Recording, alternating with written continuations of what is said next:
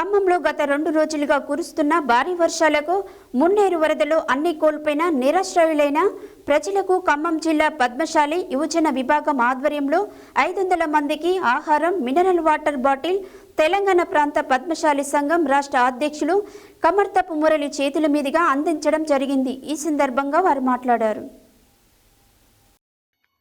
ఖమ్మంలో గత 2 రోజులుగా కురుస్తున్న భారీ వర్షాలకు మున్నేరు వరదల్లో అన్ని కోల్పోయి నిరాశ్రయులైన ప్రజలకు ఖమ్మం జిల్లా పద్మశాలి యువజన విభాగ ఆధ్వర్యంలో 500 మందికి ఆహారం, మినరల్ వాటర్ బాటిల్ తెలంగాణ ప్రాంత పద్మశాలి సంఘం రాష్ట్ర అధ్యక్షులు కమర్తపు మురళి చేతుల మీదుగా అందించడం జరిగింది. ఈ కార్యక్రమంలో ఖమ్మం జిల్లా పద్మశాలి సంఘం ప్రధాన కార్యదర్శి చిలకమర్రి శ్రీనివాస్ బాబు, ఖమ్మం నియోజకవర్గ అధ్యక్ష కార్యదర్శులు పెండెం జనార్దన్, బండారు శ్రీనివాసరావు, యువజన విభాగం అధ్యక్ష కార్యదర్శులు పులిపాటి సంపత్ కుమార్, చంద వీరభద్రం, గుండ్ల శ్రీనివాస్, కమర్తపు శ్రీధర్, పంతంగి అశోక్ కుమార్, గుర్రం కవి, మసనం శివ, మరిపల్లి భాస్కర్, లక్కబత్తుల రంగయ్య, తోకల నవీన్, మిట్టకోల సాయిబాబు, మిట్టకోల నరేష్, కూరపాటి భరత్ తదితరులు పాల్గొన్నారు.